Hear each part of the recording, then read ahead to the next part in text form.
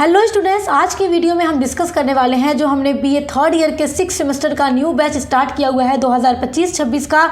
तो आज की वीडियो में हम देखने वाले हैं बीए 6 सेमेस्टर के सोशियोलॉजी के पेपर 1 का न्यू सिलेबस 2025-26 बैच के लिए। तो अगर आप भी बीए 6 सेमेस्टर में आ चुके हैं जो कि आपका लास्ट सेमेस्टर है, तो इसमें आपका जो पेपर 1 होने वाला है सोशियोलॉजी का, इसका का पूरा न्यू सिलेबस क्या होगा, क्या आपको पढ़ना है 2025-26 में, वो आज की वीडियो में हम पूरा डिस्कस करने वाले हैं। तो बीए 6 सेमेस्टर सोशियोलॉजी के पेपर 1 का जो टाइटल है वो है भारतीय समाजशास्त्र के अग्रदूत। तो चलिए देखते हैं इसकी सबसे पहली यूनिट में आपको क्या पढ़ना है।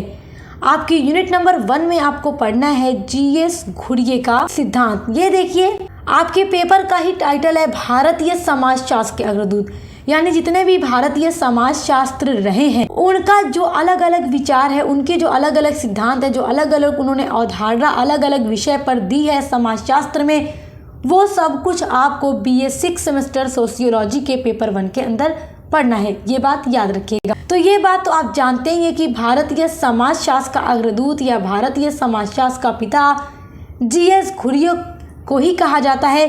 तो सबसे पहले यूनिट नंबर 1 में जिनको आपको सबसे पहले पढ़ना है वो जीएस घुरिये ही है। तो जीएस घुरिये ने जो अवधारणा दी है जाति की अवधारणा, वो आपको पढ़ना है, जो कि मैं आपको पढ़ा चुकी हूँ। उसके अलावा भारतीय साधु के बारे में पढ़ना है और रूरबन समुदाय के बारे में पढ़ना है। तो रूरबन समुदाय, ये सारी जो अवधारणा जीएस घुरिये ने दी है, ये सब चीज़ें आपको पढ़नी है यूनिट नंबर 1 के फर्स्ट टॉपिक के अंदर। तो इस पर वीडियो अपलोड है, आप चैनल पर विजिट ज़रूर कीजिएगा। हमारे चैनल पर आपको सब कुछ मिलेगा। अब देखिए, जो दूसरे समाजशास्त्री हैं वो हैं डीएन मजूमदार। तो डीएन मजूमदार का जो टॉपिक, जो अवधारणा आपको पढ़ना है वो है जाति एवं जनजातीय एकता। डीएन मजूमदार ने जो जाति एवं जनजातीय एकता की अवधारणा पेश की है वो आपको पढ़ना है। सब कुछ डिटेल में आपको हम पढ़ाएंगे, आपको टेंशन लेने की बिल्कुल भी जरूरत नहीं। अब देखते हैं यूनिट नंबर 2 में आपको क्या पढ़ना है। यूनिट नंबर 2 में आपको पढ़ना है भारतीय समाजशास्त्री राधा कमल मुखर्जी की अवधारणा। राधा कमल मुखर्जी भी विश्व विख्यात है, ये पूरे विश्व में फेमस है। ये ऐसे समाजशास्त्री थे और इन्होंने दी है मूल्यों की सामाजिक संरचना की अवधारणा, वो आपको पढ़ना है। और सामाजिक पारिस्थिति की पे जो अवधारणा इन्होंने दी है वो आपको यूनिट नंबर 2 के अंदर पढ़ना है। तो मैंने आपको पढ़ाया हुआ भी है, मूल्यों की सामाजिक संरचना के ऊपर भी वीडियो अपलोड है हमारे चैनल पर, बहुत डिटेल में मैंने आपको पढ़ाया है। तो वीडियो ज़रूर चेक कीजिएगा, आपको हमारे चैनल पर मिल जाएगी। अब देखते हैं यूनिट नंबर 3 में आपको क्या पढ़ना है। यूनिट नंबर 3 में आपको डीपी मुखर्जी की अवधारणा पढ़नी है। डीपी मुखर्जी भी बहुत ही फेमस समाजशास्त्री हैं। इन्होंने जो भारतीय संस्कृति और विविधताएं के ऊपर अवधारणा पेश की है वो आपको पढ़ना है। उसके अलावा इनकी जो अवधारणा आधुनिकता के ऊपर है, भारतीय युवा के बारे में जो इन्होंने अवधारणा दी, और जो इन्होंने मार्क्सोलॉजी के अवधारणा पेश की है, वो सब कुछ आपको यूनिट नंबर 3 के अंदर पढ़ना है। तो जब हम क्लासेस कराएंगे तो सब कुछ हम आपको डिटेल में पढ़ाएंगे। अब देखते हैं यूनिट नंबर 4 में आपको क्या पढ़ना है। यूनिट नंबर 4 में भी आपके 2 समाजशास्त्री हैं। सबसे पहले इरावती कर्वे का भारत में रिश्तेदारी के बारे में आपको पढ़ना है।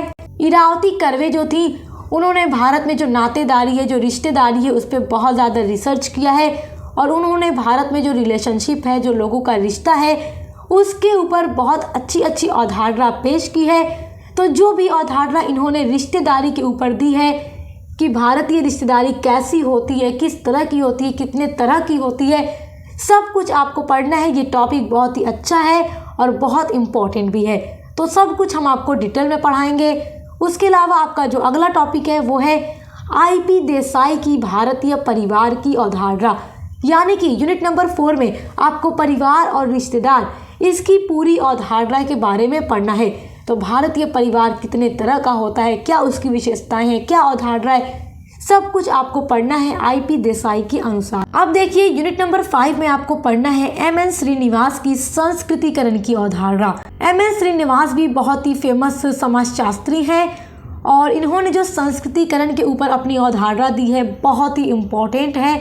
संस्कृतिकरण की अवधारणा के ऊपर भी वीडियो मैंने बनाई हुई है, बहुत डिटेल में आपको पढ़ाया हुआ है। उसके अलावा जो दूसरी अवधारणा आपको पढ़नी है एमएन श्रीनिवास की, वो है पश्चिमीकरण की अवधारणा। पश्चिमीकरण के ऊपर भी वीडियो मैंने बनाया है, आपको बहुत डिटेल में उसमें पढ़ाया है, तो ये आपको पढ़ना है। उसके अलावा आपको पढ़ना है एमएन श्रीनिवास की धर्मनिरपेक्षीकरण की अवधारणा और प्रमुख जाति, ये सारी जो अवधारणा एम.एन. श्रीनिवास ने दी है वो आपको यूनिट नंबर 5 में पढ़ना है।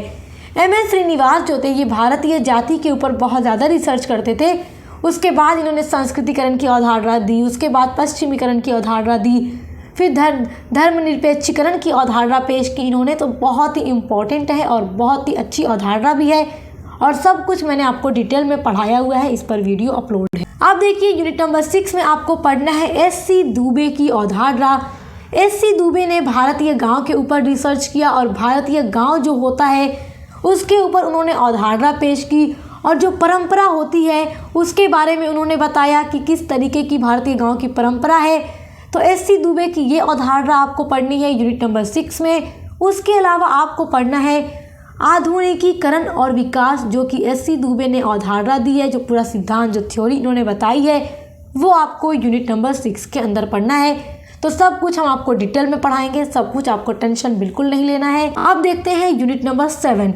यूनिट नंबर 7 में आपको पढ़ना है ए.आर. देसाई की अवधारणा के बारे में।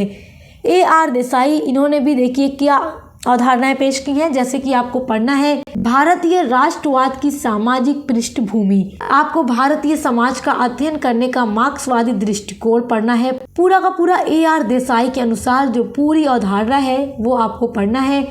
उसके अलावा दूसरे समाजशास्त्री हैं यूनिट नंबर 7 में रामकृष्ण मुखर्जी। रामकृष्ण मुखर्जी ने कृषि वर्ग संरचना की गतिशीलता के ऊपर अपनी अवधारणा पेश की है, अपने विचार दिए हैं, अपना चिंतन दिया है।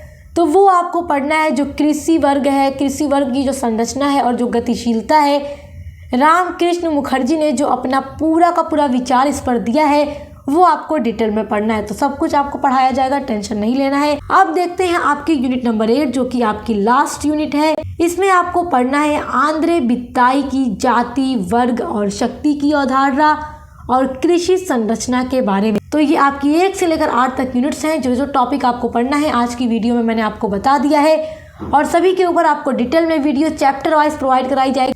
आपको बिल्कुल भी टेंशन नहीं लेना है कि इतने सारे टॉपिक हैं, हम कहाँ से पढ़ेंगे। आपको सक्सेस मास्टर पॉइंट सब कुछ प्रोवाइड करा रहा है। तो अभी सब्सक्राइब करके बेल आइकन को प्रेस कर लीजिए ताकि आने वाली वीडियोस के नोटिफिकेशन आपको मिलते रहें। अब मिलते हैं नेक्स्ट वीडियो के साथ।